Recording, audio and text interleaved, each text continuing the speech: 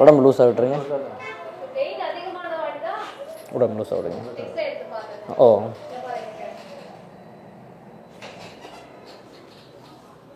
விட்டுருங்க. ரொம்ப கடுமையாக வேலை செய்வாரா?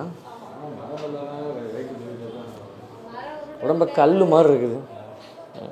லூஸாக விடுங்க, லூஸாக விடுங்க. இப்போ கை மேலே தூக்கி பாருங்கள். கை எப்படி இருக்குது இப்போ உங்களுக்கு? தூக்கி கை இப்படி சைடில் கொண்டு வந்து பாருங்கள், ஸ்ட்ரெச் பண்ணி பாருங்கள். கை பின்னாடி போகுதுங்களா? பின்னாடி மடக்கி பாருங்கள், பின்னாடி மடக்கி பாருங்கள். இப்படி கை எப்படி போகுது? கை இப்போ ஃப்ரீயாக இருக்குங்களா? இப்போ இந்த இடம் இந்த மசில்லாம் எப்படி இருக்குது உங்களுக்கு? முன்னே உட்காந்துட்டு இருந்தீங்க இல்லையா, அப்போ இருந்த மாதிரி வலி இப்பவும் இருக்கா, குறைஞ்சிருக்குங்களாண்ணா? ஓகே, இங்கே இருந்தது இங்கே இருக்குது, சென்ட்ரலில் வந்துருக்கு இப்போது. ஓகே, ஏன்னா இந்த மசில்ஸ் இழுக்கும்போது ரிப் கேஜ்லேருந்து தான் ஓப்பன் ஆகும். கை தூக்குறோம் இல்லைங்களா, தூக்கும்போது இங்கே பாருங்கள், தெரியுதுங்களா? எக்ஸாக்டாக இங்கேருந்து வரும், இங்கேருந்து தான் ஓப்பன் ஆகும். ஓப்பன் ஆகும்போது இந்த மசிலும் சேர்த்து இழுத்து தான் அந்த ரிப் கேஜ் மேலேயே ஓப்பன் ஆகும். அதுக்காக தான் அந்த ஸ்ட்ரெச் பண்ணுறது. அப்படி அந்த இடத்துல மசில் ரொம்ப அழுத்தி பிடிச்சிக்கிட்டு இருந்தோன்னா அது குறைஞ்சிரும்.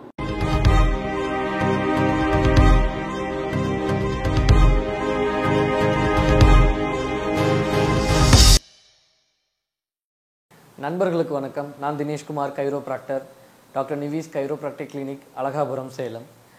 போன வீடியோக்களில் நம்ம பார்த்துருக்கலாம், ஸ்வர்ணபுரியில் இருந்திருப்போம். இப்போ நம்ம அழகாபுரமில் இருக்கோம். மீண்டும் உங்களை சந்திக்கிறது ரொம்ப சந்தோஷமாக இருக்குது. ஸோ இன்றைக்கி நம்ம பேச போகிற விஷயம் பார்த்திங்கன்னா டிஸ்க் பல்ஜை பற்றி. ஆல்ரெடி நம்ம இதெல்லாம் நிறையா பார்த்துருப்பீங்க, வீடியோஸ் நிறைய இதில் கேட்டிருப்பீங்க. எனக்கு எங்கள் முதுகு தண்டோட பிரச்சனையாக இருக்குது, சயாட்டிக்கா நரம்பு பிரச்சனையாக இருக்குது, எங்கே போனாலும் சரியாகலை, வருஷக்கணக்காக நான் பார்த்துட்டேன்னு சொல்லியிருக்கீங்க. நிறைய பேர் பார்த்துருப்பீங்க. இதுவும் உங்களுக்கு பார்த்த மாதிரி தான் இருக்கும். பட் நான் சொல்கிற விஷயம் கொஞ்சம் புதுசாக இருக்கும். முதல்ல என்னோடய பேஷண்ட் பற்றியே சொல்லிடலாமே. இப்போ நீங்கள் இந்த வீடியோவில் முருகேசன்ற ஒரு பேஷண்ட்டை பற்றி பார்க்க போகிறீங்க. அவருக்கு விஜயின்னு சொல்லிட்டு ஒரு பேஷண்ட் ஃபஸ்ட்டு வந்தாங்க. அவர் மூலமாக தீபிகான்ற ஒரு பேஷண்ட் வந்தாங்க, சவுந்தரராஜன் ஒரு பேஷண்ட் வந்தாங்க. இப்போ அவங்க மூலமாக வந்திருக்கக்கூடிய ஒரு 4வது பேஷண்ட். இவர் டிஸ்க் பல்ஜ் கம்ப்ளைண்ட்காக தான் என்கிட்ட வந்தாங்க. L4, L5, L5S1, சர்விக்கலில் C5, C6, C6, C7 இந்த 4 இடங்களில் பல்ஜ் ஆகிருந்தது. இதுக்காக தான் என்ன வந்திருந்தாங்க. 2 வருஷமாக அந்த டிஸ்க் பல்ஜ் ஆகிருக்குன்னு சொல்லியிருந்தாங்க. ஸோ முறையாக அவருக்கு கைரோப்ராக்டிக் நான் பண்ணேன். நீங்கள் இந்த வீடியோவில் முழுசாக பார்க்கலாம், கைரோப்ராக்டிக் நாங்கள் எப்படி பண்ணுறோன்னு சொல்லிட்டு. கைரோப்ராக்டிக் அப்படின்னா முதல்ல என்னன்னு நான் சொல்லிடுறேன். வர்மக்கலையில் நெட்டி எடுத்தல்னு சொல்லிட்டு ஒரு முறை இருந்து, வர்மக்கலை பொதுவாக எல்லாருக்கும் புள்ளி ஏக்க முறைகளாக மட்டும்தான் தெரியும். வர்மக்கலையில் நிறைய விஷயங்கள் இருக்குது. தொக்கண முறைகள் இருக்குது, தடவல் முறைகள் இருக்குது, ஒற்றடம் கொடுக்குற முறைகள் இருக்குது, மருந்துகள் இருக்குது, கட்டுக்கட்டுற முறைகள் இருக்குது, எலும்பு முறிவுகளுக்கு பார்க்குற வைத்திய முறைகள் இருக்குது, நிறைய இருக்குது. வர்மக்கலைன்றது ஒரு கடல் மாதிரி. அதிலிருந்து நெட்டி எடுத்தல்னு சொல்லக்கூடிய ஒரு குறிப்பிட்ட முறையை தான் நான் எடுத்து பண்ணிகிட்டு இருக்கேன். இந்த நெட்டி எடுத்தல் அப்படின்னு செய்கிறதுனால என்ன நடக்கும்னு பார்த்தீங்கன்னா, அலைன்மெண்ட்டை ரீசெட் பண்ணுறதுக்காக தான். என்ன அலைன்மெண்ட்? போனையும் மசிலையும் சேர்த்து தான் சொல்கிறோம். ஸோ இதில் பாடியை ரீஅலைன் பண்ணுறதுனால மசில் டென்ஷன் குறையிறதோடு இல்லாமல் டிஸ்கோட கேப்ஸை ப்ராப்பராக செட் பண்ணுறோம். டிஸ்க்குன்றது எங்கே இருக்குது? முதுகு தண்டில், கழுத்தில் இருந்து கீழே வரைக்கும், அடிமுதுகு நம்ம உட்காரும்போது பட்டக்ஸ்க்கு கீழே வரக்கூடிய டெயில் போன் வரைக்கும் இருக்கிறது மொத்த தொகுப்பையுமே ஸ்பைனல் கார்டுன்னு சொல்கிறாங்க, அல்லது முதுகு தண்டு வடம்னு சொல்லப்படுது. இதில் கழுத்தில் 7 டிஸ்க் இருக்குது, லம்பாரில் 5 டிஸ்க் இருக்குது, அடிமுதுகில் 5 டிஸ்க் இருக்குது. இடையில தொராசிக் இல்லைன்னா டார்சல்னு சொல்லுவாங்க, அதில் மொத்தம் 12 இருக்குது. கீழே டெயில் போன் ஒன்று காமனாக சொல்லுவாங்க, சாக்கரமில் மொத்தம் 5ன்னு சொல்லுவாங்க. ஆனால் குறிப்புக்கு ஒரு பெரிய போனாக தான் இருக்கும். ஸோ இதுதான் ஸ்பைனல் கார்டு. இதில் பெரும்பாலும் முதுகு தண்டில் அடிபட்டுருச்சுன்னா ரொம்ப பிரச்சனையாகுன்னு சொல்லுவாங்க. ஆப்வியஸ்லி உண்மை தான். கழுத்துலேயும் அடிமுதுகுலையும் தான் பெரும்பாலும் கம்ப்ளைண்ட் வரும். எதனாலன்னு கேட்டிங்கன்னா, கழுத்துக்கும் முதுகுக்கும் எந்த சப்போர்ட்டும் கிடையாது. கீழே இருக்கக்கூடிய மற்ற ரிப், அதாவது உங்களுக்கு தோள்பட்டையிலேருந்து அடிமுதுகு வரைக்கும் கூட பார்த்தீங்கன்னா ரிப் கேஜ்னு சொல்லுவாங்க, நெஞ்சுக்கூடு, அது சப்போர்ட் பண்ணி அந்த ஸ்பைனை பிடிச்சிக்கும். அதனால் நமக்கு ஒரு சப்போர்ட் கிடைக்கும் அந்த போனுக்கு. ஆனால் கழுத்துக்கும் முதுகுக்கும் பொறுத்த வரைக்கும் பார்த்திங்கன்னா மசில் தான் கோர் சப்போர்ட் பண்ணி கொடுக்கும். அப்படின்னா சப்போர்ட் பண்ணுற மசிலுக்கு நம்ம என்ன பண்ணணும்னு பார்த்தீங்கன்னா ப்ரோட்டீன் ப்ராப்பராக கொடுக்கணும். ப்ரோட்டீன் ப்ராப்பராக கொடுத்தா மட்டும்தான் அந்த போனும் மசிலும் ஸ்ட்ராங்காக இருக்கும், அதோட ஸ்டெபிலிட்டியை பத்திரமா வச்சுக்க முடியும். இதுக்கு நிறைய ரிசர்ச்சர்ஸ் இருக்குது, நிறைய டாக்டர்ஸ் இதை பற்றி பேசிட்டு தான் இருக்காங்க. இப்போது பாரம்பரியமாக சொல்கிற விஷயங்கள் தான். நல்ல உணவு இருந்தால் உடல் ஆரோக்கியமாக இருக்கும், உணவுக்கேற்ற உழைப்பும் இருக்கணும், அதே மாதிரி பார்த்திங்கன்னா உடலுக்கேற்ற ஓய்வும் இருக்கணும். இது யாரும் முழுசாக கொடுக்கறதில்லை. இதனால தான் ரீசன்ட் டைம்ஸில் இந்த கம்ப்ளைண்ட் ரொம்ப ஜாஸ்தியாக இருக்குது. நான் பேஷண்ட் பற்றி சொல்லும்போது இவ்வளோ டேட்டாஸ் கொடுக்கறதுக்கு காரணம் பார்த்திங்கன்னா, அந்த நோயாளி பற்றி சொல்கிறதுக்கு முன்னாடி நோயை பற்றின ஒரு புரிதலுக்காக நான் உங்களுக்கு சொல்கிறேன். மஸ்குலோஸ்கெலட்டல் டிசார்டர் கம்ப்ளைண்ட்ஸ்னு சொல்லுவாங்க. இது லாஸ்ட் 20 இயர்ஸில் 14% 40% கிட்ட நெருங்கிடுச்சு. அதாவது உலக அளவில் சொல்கிறேன் நான். எலும்பு சார்ந்த தசை சார்ந்த நோய்கள் வந்து தசைக்கூட்டு நோய்கள் வந்து ரொம்ப அதிகமாக போயிடுச்சு. இதுக்கு காரணம் பார்த்தீங்கன்னா ஸ்ட்ரெஸ்ஸில் இருக்கிறது, டிப்ரெஷன், சரியாக தூங்குறது இல்லை, ரொம்ப நேரம் உட்காந்துட்டே இருக்கிறது, ரொம்ப நேரம் நின்றுட்டே வேலை செய்கிறது, இந்த மாதிரி பல காரணங்கள் இருக்குது. இது வரைக்கும் டிஸ்க் பல்ஜுக்குன்னு இதுதான் காரணம்னு சொல்லிட்டு எந்த ஒரு கிளினிக்கல் ப்ரூஃபும் இல்லை. அனுபவ ரீதியாக எங்கள் ஆசான்களோ மருத்துவர்களோ இல்லை என்னோட தனிப்பட்ட முறையில் என்னோட நோயாளிகள் மூலமாக நான் பார்த்து எடுத்த தகவல் அடிப்படையில் தான் உங்களுக்கு நான் பேசிக்கிட்டு இருக்கேன். எந்த டாக்டரும் ப்ரோட்டீன் எடுத்துக்கிறது கெட்டதுன்னு சொல்லவே இல்லை. அப்படின்னா ப்ரோட்டீன் எடுக்கிறதுனால மசில் ரீஸ்ட்ரக்சர் ஆகிறது, ரீகன்ஸ்ட்ரக்ஷன் நடக்கிறதையும் ரொம்ப ஹெல்ப்ஃபுல்லாக இருக்குது. ஸோ ப்ரோட்டீன் எடுக்கிறது ரொம்ப ரொம்ப முக்கியம். இப்போ நான் என்ன பண்ணுறேன்னு சொல்ல ஒரு நோயாளியை முழுமையாக நான் அனலைஸ் பண்ணிவிட்டு அந்த நோயாளிக்கு எதனால் இந்த பிரச்சனை வந்திருக்கு, ஆக்சிடெண்ட் ஆகிருக்கா, இல்லை வேறு ஏதாவது காரணங்கள் இருக்கா, இல்லை அவருக்கு மசில் வீக்காக இருக்கா, இல்லை மசில் டைட்டாக இருக்குன்னு எல்லாம் கண்டுபிடிச்சி அதுக்கப்புறமா தான் ட்ரீட்மெண்ட்குள்ளேயே போகிறோம். வீக்காக இருக்கிற மசிலை ப்ரோட்டீன் எடுத்து ஸ்ட்ரென்தன் பண்ணிவிட்டு ரிலாக்ஸ் பண்ணி ட்ரீட்மெண்ட் கொடுக்குறோம். ரொம்ப ரிஜிடாக இருக்குது, ரொம்ப இறுக்கமாக இருக்கிறவரை எண்ணெய் தேய்ச்சி குளிக்க வச்சு கைரோப்ராக்டிக் செஞ்சு உடம்புக்கு எக்ஸசைசஸ் கொடுத்து ரிலாக்ஸ் பண்ணி வசதியெல்லாம் கொடுத்து செட் பண்ணுறோம். இது இப்படி தான் ப்ராசஸ் பண்ணுறோம். எல்லாருக்கும் வந்ததும் ஒரே மாதிரி ஒரு வேலையை செய்ய முடியாது. ஒவ்வொரு நோயாளிக்கும் ஒவ்வொரு மாதிரியான பிரச்சனைகளுக்கு தகுந்த மாதிரி தான் நம்ம வேலை செய்கிறோம். டிஸ்க் பல்ஜுன்றது காமனாக எல்லாருக்கும் தெரிஞ்சது வெறும் தண்டு வடத்தில் ஜவ்வு விலகினதாக மட்டும்தான் தெரியும். அதுக்குள்ளே நிறைய கம்ப்ளைண்ட்ஸ் இருக்குது. ஸோ ஒவ்வொருத்தருக்கும் ஒவ்வொரு மாதிரி இருக்கும். ரிப்போர்ட்டில் சிலருக்கு ரொம்ப சீரியஸாக இருக்கும், பேஷண்ட்டுக்கு ஒன்றுமே இருக்காது, ரொம்ப நல்லா இருப்பாங்க. ஸோ இது என்னென்னா ரிப்போர்ட்டை பார்த்த உடனே பயந்துட வேண்டாம் எனக்கு இவ்வளோ மோசமாக இருக்கான்னு சொல்லிட்டு. ரிப்போர்ட்டுக்கும் பேஷண்ட்டுக்கும் நிறைய வித்தியாசம் இருக்கும். டிஸ்க் பல்ஜு L4 L5ல ஒரு பேஷண்ட்டுக்கு ரொம்ப சிவியராக இருந்தது, 57 வயசு அந்த அம்மாவுக்கு. ஆனால் முதுகு வலி கொஞ்சம் கூட இல்லை. ஆனால் பைரிஃபார்மிஸ் மசில்ஸ்லேயும் சயாட்டிக் நர்வ்லையும் கீழே மட்டும் பெயின் இருந்தது. அதாவது எங்கே இருக்குன்னு பார்த்தீங்கன்னா அந்த பெயின் இங்கே மட்டும்தான் இருந்தது. இங்கே அவங்களுக்கு பெயினே இல்லை, பெயின் இப்படி தான் இருந்தது. டிஸ்க் பல்ஜ் கம்ப்ளைண்ட்க்கு ரொம்ப ஜாஸ்தி பெயின் இருக்கும் லம்பாரில். ஆனால் அந்த பேஷண்ட்டுக்கு பெயினே இல்லை. 3 செஷனில் ரெடியாகி போயிட்டாங்க. ஆமாம், ரெஸ்ட் எடுக்க வாட்டி அந்த டேப்லெட்லாம் சாப்பிட்ட வாட்டி இப்போ உட்கார்றாரு, வண்டி ஓட்டுற அளவுக்கு ஆயிட்டாரு. ஆனால் அந்த கும்பஞ்சி நிமிடம் வேலை செய்ய முடியல, வெயிட் தூக்க முடியாத அளவுக்கு இன்னும் பெயின் இருக்கு. ஒரு கொஞ்சம் தூரம் இல்லை, அது வந்து டிஸ்க் பல்ஜ் சரியானா தான் அது ரெடியாக ஆகும். இது வந்து நீங்கள் இப்போ இந்த வலி பொதுவாக குறைக்கிறது தான். இப்போ நான் உங்களுக்கு வலி மாத்திரையாக கொடுக்காம அதுக்கு தான் இந்த வர்ம கஷாயமாக நான் கொடுக்குறேன்றேன். வலி மாத்திரைக்கு பதிலாக இந்த வர்ம கஷாயம் எடுத்துக்குவாங்க. அதில் கொடுத்துருக்க உங்களுக்கு மாத்திரைகள் எல்லாமே வலியை குறைக்கிறதுக்காக, நரம்பு அழுத்தத்தை குறைக்கிறதுக்காக. அதுக்கு பதிலாக நீங்கள் இந்த முறைகளில் பார்த்துக்குவாங்க. ஏன்னா அதுவும் ஒரு மாத்திரை எடுக்கிறீங்க, இதுக்கு ஒரு மருந்து எடுக்கிறீங்கன்னா அது இன்ட்ராக்ட் ஆகும், அது விட்டுருங்க போதும். வலி மாத்திரையாக தான் இருக்குது. சத்து மாத்திரைகளாக இருந்தால் எடுத்துக்கலாம், சத்து மாத்திரையாக இருந்தால் எடுத்துக்கலாம், பிரச்சனை இல்லை. PAN40 ராபிப்ரசோல்னு கொடுத்துருப்பாங்க, அது வாயு தொல்லைக்காக ஆன்டாசிடாக கொடுப்பாங்க, அது எடுத்துக்கலாம், பிரச்சனை இல்லை. எனக்கு காய்ச்சல் மாத்திரை எடுத்துக்கலாம், அதெல்லாம் பிரச்சனை இல்லை. எனக்கு இந்த வலி மாத்திரை தான் அப்படின்னா இப்போ பொதுவாகவே ஒன்றும் இல்லை. நான் உங்களுக்கு எந்த மாத்திரையும் வலி மாத்திரையாக கொடுக்க கிடையாது. எதையுமே வர்ம கஷாயம் மட்டும் வலி எல்லா விதமான வலியையும் குறைச்சி கொடுக்கும். அந்த வர்ம கஷாயம் எடுக்கும்போது இந்த மாத்திரை எடுக்கணுமான்னு கேட்டால் தேவையில்லை. இல்லை சார் நான் கஷாயம் எடுக்கலை, மாத்திரை எடுத்துக்கலாமான்னு எடுத்துக்கலாம். கஷாயம் எடுக்கிறது நல்லது. இப்படி போயிருக்கும், முதுகு தண்டு இப்படி போகிற மாதிரி ஆயிருக்கும், ஸ்கோலிசிஸ் மாதிரி இப்படி வந்து இப்படி மைல்டாக மாற ஆரம்பிக்கும். இல்லை அவர் வலி பொறுக்க முடியாமல் தானே அந்த மாதிரி நிற்கிறாரு. அவர் வேணும்னு பண்ணுறது இல்லை, யாரும் வேணும்னு பண்ண மாட்டாங்க இல்லையா. சரி, இப்போ நம்ம உங்களுக்கு அந்த வேலையை ஆரம்பிச்சிடலாம். 15 நிமிஷம் உடம்பு ஃபுல்லாக லூஸாக விட்டுருங்க, நம்ம பார்த்துக்கலாம். சரிங்களா? இதில் ஏதாவது உங்களுக்கு சந்தேகம் இருந்தால் இன்னும் கேளுங்க, நம்ம வேலை பார்த்துடலாம். ஸோ நம்ம பேஷண்ட் வந்து டிஸ்க் பல்ஜ் கம்ப்ளைண்ட்னால் பாதிக்கப்பட்டிருக்காரு. அவருக்கு வந்து L2 L3 L3 L4 L4 L5 and L5 S1 4 டிஸ்க்லேயும் பல்ஜ் இருக்குது. டிஸ்க் ப்ரொலாப்ஸ்னு சொல்லக்கூடிய கம்ப்ளைண்ட்டாக இருக்குது. அதாவது என்னென்னா நரம்பு ஜவ்வு வந்து பார்த்திங்கன்னா உங்களுக்கு நசுங்கிட்டு இருக்கிறது, பிதுங்கி நரம்பில் அழுத்திடும். இதை ஹெரினேட்டட் டிஸ்க்குன்னு சொல்லுவாங்க. உதாரணத்துக்கு இந்த நரம்பு இந்த பக்கம் போயிட்டுருக்கும், கெனல் வழியாக அந்த நரம்பு போயிட்டுருக்கும், டிஸ்க் வந்து இப்படி இருக்கும். அது ப்ரொலாப்ஸ் ஆகும்போது, அந்த பல்ஜ் ஆகும்போது இப்படி போயிட்டு அந்த நரம்பை அழுத்தி தள்ளிடும். இப்படி அழுத்தி தள்ளும்போது நரம்பு இழுத்து பிடிச்சிக்கும். இதோட பாதிப்பு எப்படி இருக்குன்னு பார்த்தீங்கன்னா பெரும்பாலும் L4 L5 L5 S1 தான் இந்த நரம்பு பாதிப்புகள் அதிகமாக ஆகும். அப்படி ஆகும்போது சயாட்டிக் நர்வ் இப்படி போகும். உதாரணத்துக்கு இப்போ ஒரு வலது பக்கம் டிஸ்க் பல்ஜ் ஆகியிருந்ததுன்னா வலது பக்கம் இருக்கிற நரம்பு போகும், இல்லைன்னா இடது பக்கம் இருக்கிற நரம்பு போகும். சிலருக்கு போஸ்டீரியர் சென்ட்ரல் மசில் ஸ்பாசம் நடக்கலாம். சிலருக்கு பார்த்தீங்கன்னா அவருக்கு இந்த டிஸ்க் பல்ஜு பார்த்திங்கன்னா சர்க்கம்ஃபரன்ஸ் பல்ஜாக மாறிடலாம். இந்த சர்க்கம்ஃபரன்ஸ் பல்ஜாக மாறிட்டால் டிஸ்கோட ஹைட்டு ஃபுல்லாக குறைஞ்சி போயிடும். இந்த மாதிரி நிறைய அதில் வேரியேஷன்ஸ் இருக்குது. ஸோ இவருக்கு வந்து டிஸ்க் ப்ரொலாப்ஸ் ஆகிருக்கு. எக்ஸாக்டாக சொல்லணும்னா ஹெரினேட்டட் டிஸ்க்குன்னு சொல்லுவாங்க, அதுதான் அவருக்கு நடந்திருக்கு. ஸோ இதுக்காக தான் அவர் என்னை பார்க்க வந்திருக்காரு. இப்போ அவருக்கு நம்ம ட்ரீட்மெண்ட்டை ஸ்டார்ட் பண்ணலாம். சார் நீங்கள் மேலே உட்காருங்க. இழுத்து பிடிக்கிற மாதிரிலாம் இல்லை இல்லையா? சரி, கண்ணை முடிக்கோங்க, உடம்பை லூஸாக விடுங்க, ஃப்ரீயாக விட்டுருங்க.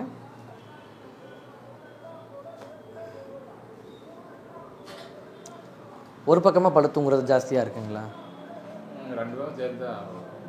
ஒரு பக்கமாக ஜாஸ்தி தூங்குறாரா இல்லை எப்படிமா? நேராக படுத்து தூங்குறாரா?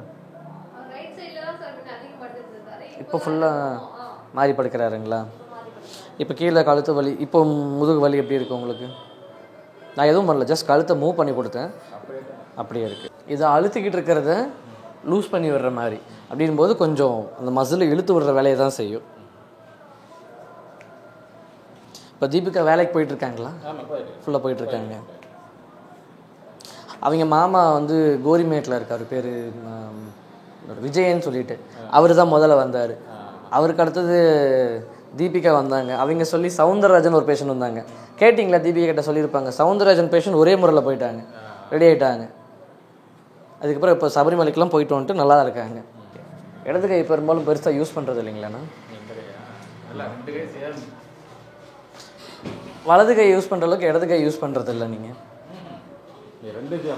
ஒரே மட்டும் தான் தூக்குறீங்களா? ஆனால் இது ஃப்ரீயாக இருக்குது, இது டைட்டாக இருக்குது. இந்த லிகமெண்ட் இருக்கு இல்லைங்களா, இந்த ஜாயின் லிகமெண்ட், இது லூஸாகவும் இது டைட்டாகவும் இருக்குது. அதுக்காக கேட்குறேன். கண்ணை முடிக்கோங்க, உடம்பு லூஸாக விடுங்க, ஃப்ரீயாக விடுங்க. ஒன்றும் இல்லை, லூஸாக விடுங்க. லூஸ் தலை இப்படி லேசாக சாய்ச்சிக்கோங்க, பயப்படாதீங்க. ஓகே. ஜாஸ்தி யோசிப்பாரம்மா? கவலைப்படுவாரா? ரொம்ப யோசிப்பார். லூஸாக விடுங்க.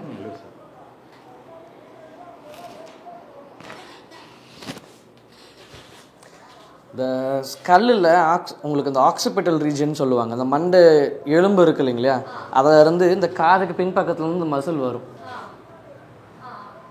அந்த மசில் வரும், ஸ்டெர்னோக்ளீடா மாஸ்டாய்டுன்னு சொல்லுவாங்க. இந்த மசில்லேருந்து ஒரு பஞ்சாக கொஞ்சம் கொஞ்சமாக இன்னும் அடிஷ்னலாக 3 மசில் வரும். செமிஸ்ப்ளீனியஸ், ஸ்ப்ளீனியஸ், லீவேட்டர் ஸ்கேப்புலா, ட்ரபிசியஸ்னு.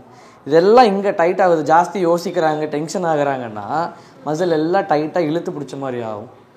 அதனால தான் கேட்குறேன், அவர் ஜாஸ்தி யோசிக்கிறாருன்னு. அப்படி ஆகும்போது ஃபஸ்ட்டு போன், அட்லஸ் போன் வந்து டைட் ஆகிடும். இப்போ அட்லஸ் போன் பார்த்திங்கன்னா சஸ்பென்ஷன் மாதிரி 2 பக்கமும் தனித்தனியாக இருக்கும். இப்படி இருக்கும். மற்ற போன்லாம் இப்படி இருக்கும், இது இப்படி தனித்தனியாக இருக்கும். இது டைட்டாக இருக்குது.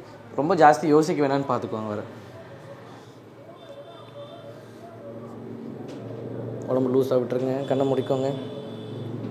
ஓகே, நான் மெதுவாக தான் பண்ணிகிட்ருக்கேன். உங்களுக்கு சப்போஸ் எதாவது வலி வருதுன்னா சொல்லுங்கள், நான் ஸ்லோ பண்ணிக்கிறேன்.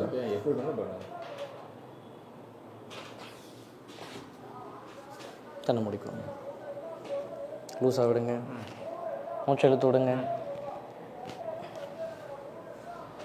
வீட்டில் எதுவும் வேலை செய்கிறது இல்லையாம்மா?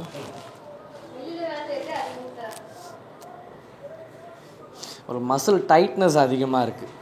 இவர் வீக். சொல்லுங்கம்மா. இந்த ஒரு தான் ரெஸ்ட்டில் இருக்கார். இப்போ கழுத்து எப்படி இருக்குண்ணா உங்களுக்கு? கழுத்து ஃப்ரீயாக இருக்குங்களா? சவுண்டுக்காக வேலை செய்கிறது இல்லை, மசில் டென்ஷனை குறைக்கிறதுக்காக வேலை அப்படி செய்யும்போதே ஆட்டோமேட்டிக்காக டிஸ்க்கும் ஃப்ரீ ஆகிடும். ஆனால் நீங்கள் பார்த்ததில் வந்து ரிப்போர்ட் கழுத்தில் எதுவும் கம்ப்ளைண்ட் இல்லைன்ட்டாங்களா?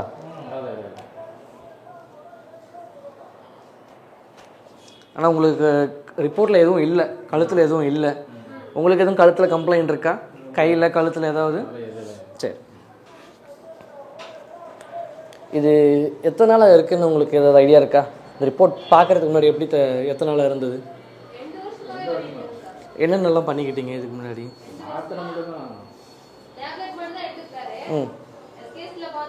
கண்ண முடிக்காங்க, லூஸ் ஆகுங்க. சரி சரி சரி, உடம்பு லூஸாக விட்டுருங்க, உடம்பு லூஸாக விடுங்க. ஓ,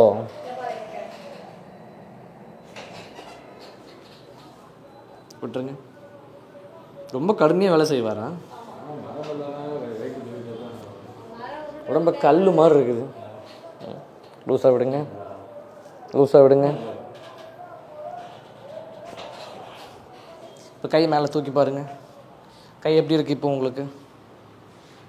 தூக்கி கை இப்படி சைடில் கொண்டு வந்து பாருங்கள், ஸ்ட்ரெச் பண்ணி பாருங்கள். கை பின்னாடி போகுதுங்களா? பின்னாடி மடக்கி பாருங்கள், பின்னாடி மடக்கி பாருங்கள். இப்படி கை எப்படி போகுது? கை இப்போ ஃப்ரீயாக இருக்குங்களா? இப்போ இந்த இடம் இந்த மசில்லாம் எப்படி இருக்குது உங்களுக்கு? முன்னே உட்காந்துட்டு இருந்தீங்க இல்லையா, அப்போ இருந்த மாதிரி வலி இப்பவும் இருக்கா, குறைஞ்சிருக்குங்களாண்ணா? ஓகே, இங்கே இருந்தது இங்கே இருக்குது, சென்ட்ரலில் வந்துருக்கு இப்போது.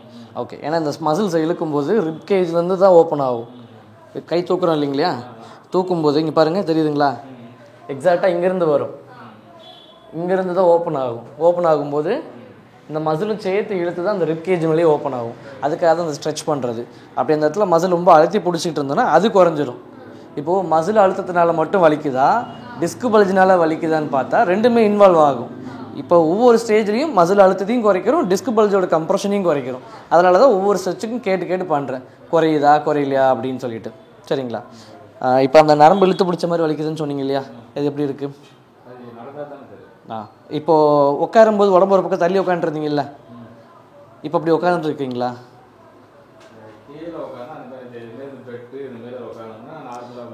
சேர்லேயே நீங்கள் ஒரு பக்கமாக தானே உட்காந்துட்டு இருந்தீங்க. சரி, நேராக உட்காந்துக்கிறீங்க. சரி, இன்னும் இடத்துல உட்காருங்கண்ணா. அவ்வளோதான். தலைக்கு பின்னாடி விரலை கோர்த்துக்கோங்க, கொஞ்சம் மேலே மேலே சாஞ்சிக்கோங்க, மூச்சு இழுத்து விடுங்க, மூச்சு இழுத்து விடுங்க, சாஞ்சிக்கோங்க சாஞ்சிக்கோங்க. அவ்வளோதான். ஒன்றும் இல்லை. ரிலாக்ஸ் ஆகுங்க, ரிலாக்ஸ். உடம்பு லூஸாக விடுங்க, ஒன்றும் இல்லை.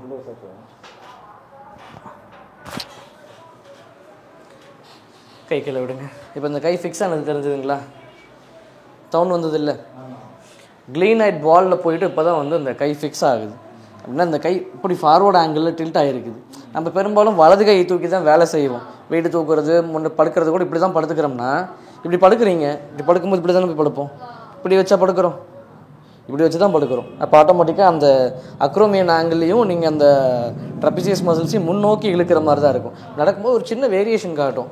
இதுதான் டிஸ்லோகேஷன் சொல்லுவாங்க, தோள்பட்டை இறங்கிடுதுன்னு சொல்கிறாங்க இல்லைங்களா. இந்த மாதிரி அன்னியன் அலைன்மெண்ட்லேயே இருக்கும்போது டிஸ்லோகேஷன் சர்வசாதாரணமாக நடந்துடும். சரிங்களா? ரைட். இப்போ நான் உங்களுக்கு கீழ் முதுகுக்கு எதுவுமே பண்ணல, இதுக்கு மேல் உடம்புக்கு மட்டும் தான் பண்ணியிருக்கேன். எனக்கு சேரில் உட்காந்து காட்டுங்க, எப்படி இருக்குன்னு சொல்லுங்கள்.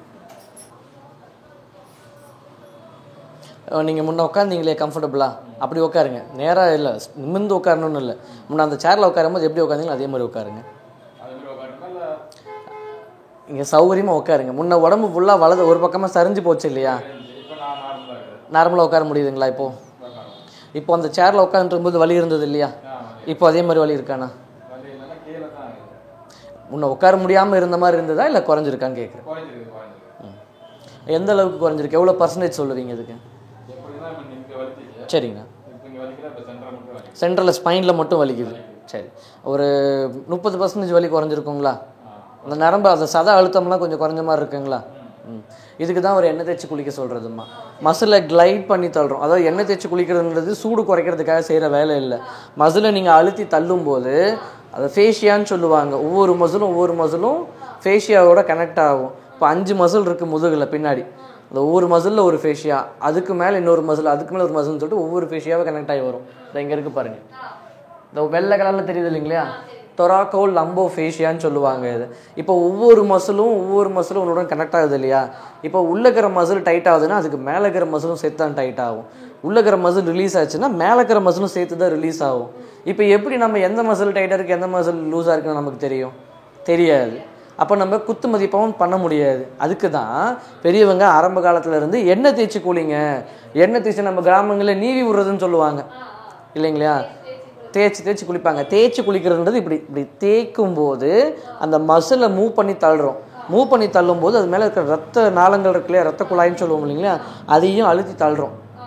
போதுமான அளவு வந்து ப்ரெஷரில், ரொம்ப ஜாஸ்தி இல்லை. அதை கொடுக்கும்போது இப்போ மசில் இப்படி இருக்கிற மசில் இப்படி வந்து திரும்பிடுச்சுன்னு வச்சுக்கோங்களேன். இப்படி தடவதனால அது போயிடுமானா போகாது. நம்ம என்ன பண்ணுவோம், ப்ரெஷர் கொடுத்து அது ஆரம்பத்துலேருந்து, அதனால தான் எல்லா இடங்களையும் சேர்த்து நம்ம எண்ணெய் தேய்ச்சி குளிக்க சொல்கிறோம். இப்படி நீ தள்ளும்போது கொஞ்சம் கொஞ்சமாக இது ரிலீஸ் ஆகிக்கும். சரி, இப்படி பண்ணி எனக்கு வரலான்னு என்ன பண்ணுறதுனா தான், அதனால தான் மேலேருந்து கீழே இருந்து மேலேன்னு சொல்லிட்டு எண்ணெய் போட்டு நீவி குளிக்கிறோம். உருவி விடுவாங்க இல்லையா, எண்ணெய் போட்டு குளிக்க வைக்கும்போது இப்படி தானே பண்ணி விடுவாங்க, இப்படி மட்டும் பண்ண மாட்டாங்க இல்லையா. இதுதான் மசில் ஃபைபர் டைரக்ஷன் ரீசெட் பண்ணுறதுக்கான வேலை. இதை தான் மசாஜுன்றதை இங்கிலீஷில் சொல்கிறாங்க. நம்ம பாரம்பரியத்தில் தொக்கணும் இல்லைன்னா தடவல்னு சொல்லுவாங்க. எண்ணெய் தேய்ச்சி குளிக்கணும். குளிச்சிங்கன்னா மசில் டென்ஷன் குறைஞ்சிரும். இப்போ ஒரு டிஸ்க் பல்ஜால் மட்டும்தான் அந்த வலி இருக்கான்னு கேட்டிங்கன்னா, மசில் டென்ஷன் ஜாஸ்தியானதுனால தான் டிஸ்க் பல்ஜே ஆகியிருக்கு. சரிங்களா? கீழே விழுவுற எல்லாருக்கும் டிஸ்க் பல்ஜ் ஆகிறதில்ல. நான் 15 அடி ஹைட்லேருந்து விழுந்தேன். ஓகேங்களா? விழும்போது ஒரு கையில் அப்படி கையை ஊண்டி தான் விழுந்தேன். விழுந்ததும் எனக்கு இந்த எல்போவும் உடையில, ரிஸ்ட்டும் உடையில, எல்போவும் உடையில, ரிஸ்ட்டும் உடையில. ப்ரெஷரில் இந்த ஃப்ராக்மெண்ட், ரேடியல் போனில் இருக்கிற ஃப்ராக்மெண்ட் மட்டும் உடச்சி லேசாக வெளியே வந்துருச்சு. பிளேட் பண்ணிட்டோம். நான் விழும்போது இப்படி ஒன் சைடாக தான் விழுந்தேன். 15 ஹைட்டில் ஒரு ஆள் 64 கிலோ. நான் விழும்போது ஒரு பக்கமாக லேண்டாகி தான் விழுந்தேன். அப்படின்னா நான் விழுந்ததுக்கு டிஸ்க் பல்ஜ் ஆகிருக்கணுமில்ல, இந்த ஜாயிண்ட் உடஞ்சிருக்கணுமில்ல, ஏன் உடையலை? மசிலும் போனும் ஸ்ட்ராங்காக இருக்குது, அதே சமயத்தில் ஃப்ளெக்சிபிளாகவும் இருக்குது, வளைஞ்சு கொடுக்கவும் செய்யுது, வலுவாகவும் இருக்குது. இதனால தான் விழுகிற எல்லாருக்குமே பெரிய பாதிப்புகள் உருவாகிறது இல்லை. சரிங்களா? இப்போ இவருக்கும் அதே தான். ஒரு உடம்பு மசில் வந்து ஸ்ட்ராங்காக இருக்குது, ஆனால் ரொம்ப டைட்டாக இருக்குது, ரிஜிட் ஸ்டேட்டில் இருக்குது. அதுதான் அவரோட பிரச்சனைக்கு காரணம். மசில் லூஸாக ஆரம்பிச்சுன்னா அவர் வலியும் குறைஞ்சிரும். இதுக்கு நீங்கள் எண்ணெய் தேய்ச்சி குளிச்சிருந்தீங்கனால உங்களுக்கு யாரும் சொல்லவே இல்லை எண்ணெய் தேய்ச்சி குளிக்கிறதுன்னு.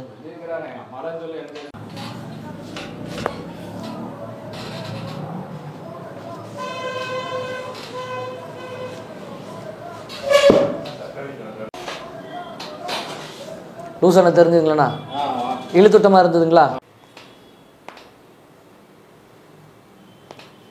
நேராக படுக்க முடியுமா? முன்ன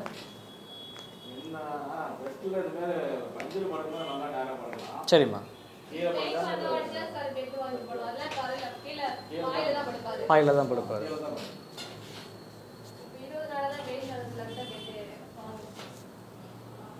என்ன பெட் வாங்கியிருக்கீங்க? தலகாணி ஹைட்டாக வச்சு படுக்காதீங்க, லூஸாக விடுங்க. ஓகே.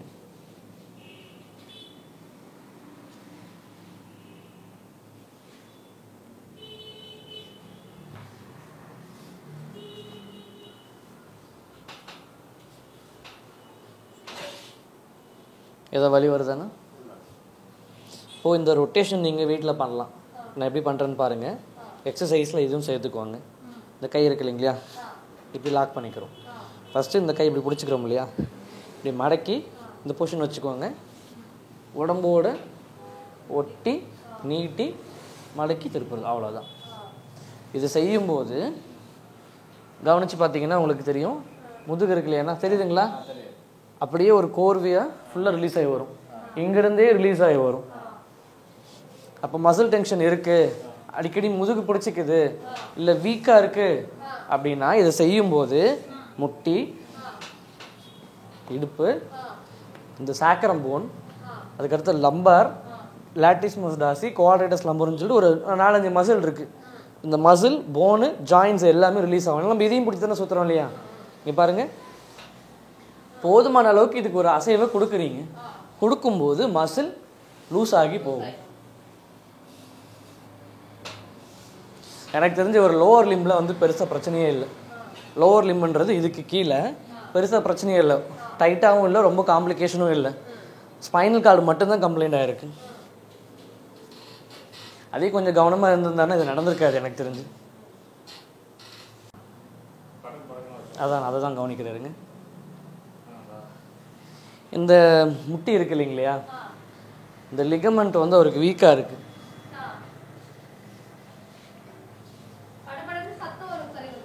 இல்லை, நீங்கள் அந்த முட்டியை சுற்றி பாருங்கள், சும்மா சுற்றி பாருங்கள். நான் வண்டி பண்ணி காமிச்சல அந்த மாதிரி பண்ணுங்கள். ஃபஸ்ட்டு இந்த காலை மடக்கிடுவோம். இங்கே இந்த கை இப்படி பிடிங்க. இல்லை இப்படிம்மா, இங்கே நம்ம இந்த உடம்போட சேர்த்து தள்ள போகிறோம், அவ்வளோதான். இப்படி வச்சுக்கோங்க, சுற்றுங்க.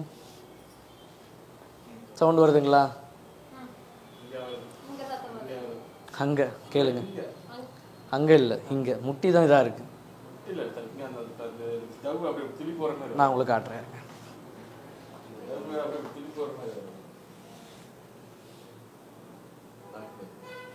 ஓகே, லூஸாக விடுங்க.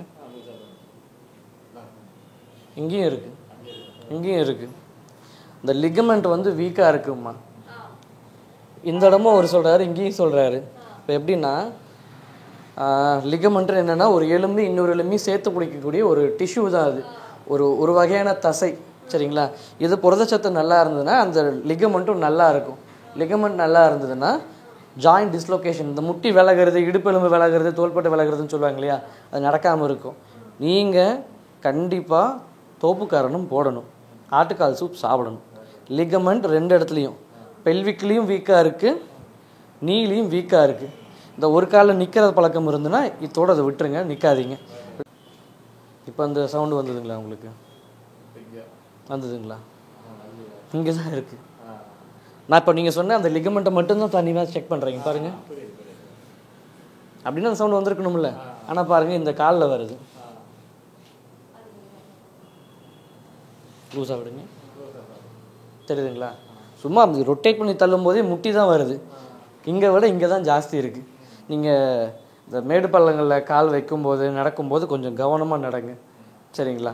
அப்படி இல்லைன்னா முட்டிக்கு நீ கேப் வரும், அதை போட்டு சேஃபாக வச்சுக்குவாங்க. ஏன்னா நீங்கள் வெயிட் தூக்கும்போது, இப்போன்னு இல்லை, ஒரு 6 மாதத்துக்கு வெயிட் தூக்கும்போது நீ கேப் போட்டுட்டு பண்ணுங்கள், இது விலகாமல் இருக்கிறதுக்காக. இங்கே உங்களுக்கு கிரைண்ட் ரீஜனில் ஏதாவது பிடிப்பு இருக்குங்களா? அங்கெல்லாம் எதுவுமே இல்லை. லூஸாக விடுங்க, உடம்பு லூஸாக விடுங்க. தெரிஞ்சுதுங்களா? லூஸாக விடுங்க.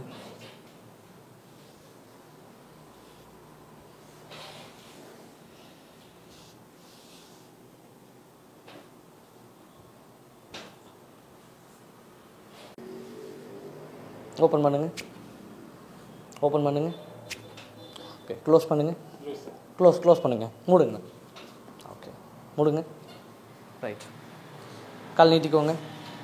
இந்த முட்டியில் பார்த்தீங்கன்னா மீடியல் கொலாட்ரல் லிகமெண்ட்டில் இல்லை, லேட்ரல் கொலாட்ரல் லிகமெண்ட் தான் கொஞ்சம் வீக்காக இருக்குது. இதுதான் வீக்காக இருக்குது, இது நல்லா இருக்குது, இதுதான் வீக்காக இருக்குது. அப்படின்னா இந்த சைடில் இருக்கக்கூடிய மசில்லாம் கொஞ்சம் வீக்காக இருக்குது. அவர் கொஞ்சம் நல்லா சாப்பிட வச்சு எக்ஸசைஸ் பண்ண வைங்க. இந்த கால் அப்படி நீட்டி வச்சுட்டு பண்ணுவோம், இந்த மாதிரி எக்ஸசைஸ்லாம் கொடுப்போம். அப்படின்னா இப்படி கால் நிற்கலிங்களா, இப்படி காலை இப்படி கீழே அழுத்தும். தரையில் தொடக்கூடாது, ஈஸியாக தொடக்கூடாது, விரல் கீழே படவும் முடியாது, பட்டா வலிக்கும், இங்கெல்லாம் இழுத்து பிடிச்ச வலிக்கும். இதெல்லாம் ஸ்ட்ரென்தனிங் பண்ணுறதுக்காக கொடுக்கறது. இதை படிக்கட்டுலேயும் செய்யலாம். அந்த மாதிரிலாம் கொஞ்சம் அவரை செய்ய வைங்க, கூப்பிடப்படுத்துக்கோங்க.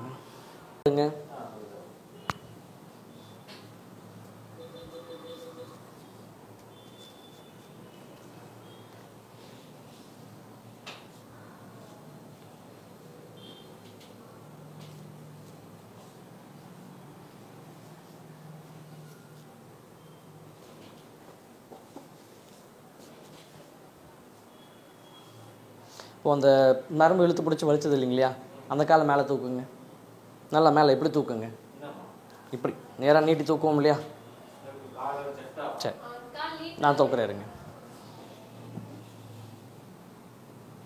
இப்போ எப்படி இருக்கு உங்களுக்கு? வலிக்குதுங்களா? ஓகே, மூச்சு எடுத்து விடுங்க, உடம்பு லூஸாக விடுங்க.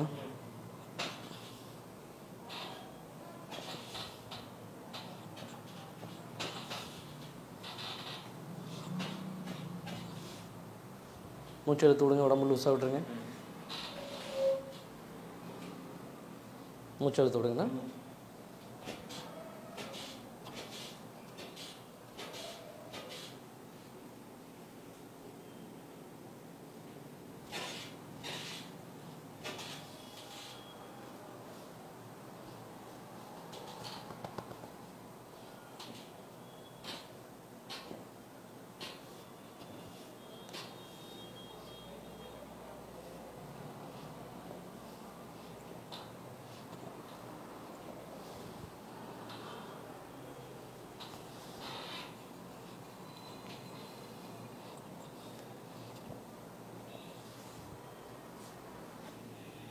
லூஸாக விடுங்க.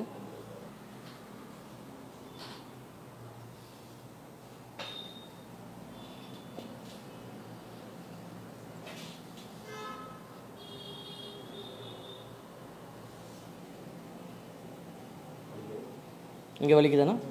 இங்கே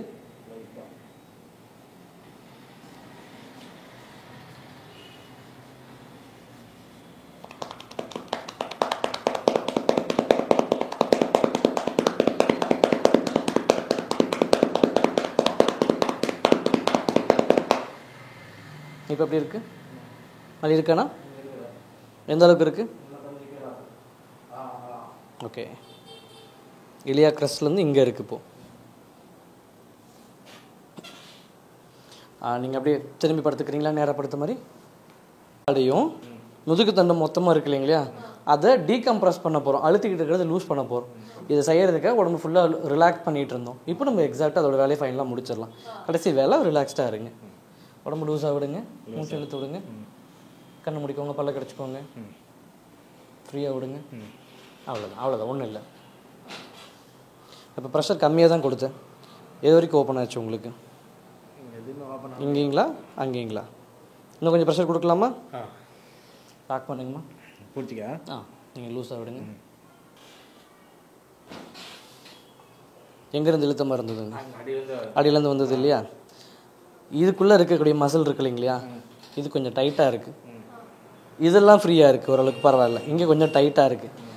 நான் எக்ஸசைஸ்லாம் கொடுக்குறேன், அது கொஞ்சம் பண்ணுங்கள். சூரிய நமஸ்காரம்லாம் பண்ணுங்கள். பட் பண்ணிங்கன்னா ரொம்ப பெட்டராக இருக்கும். அவன் ஒரு சீக்கிரம் ரெடி ஆகிடுவார். நான் நிற்க வச்சு பார்த்துறேன், ஃபர்தராக சொல்லிடுறேன் எப்படி இருக்குன்னு. மெதுவாக கையை லூஸ் விடுங்க, கை ஆட்டுங்க. அவ்வளோதான். நேராக நில்லுங்க. இப்போ நான் எடுத்து விட்டுருக்குறேன். எடுத்து விட்டதுக்கப்புறம் திரும்ப அதே மாதிரி ஸ்டேபிளாக இருக்குமான்னு கேட்டிங்கன்னா கட்டாயம் இருக்காது.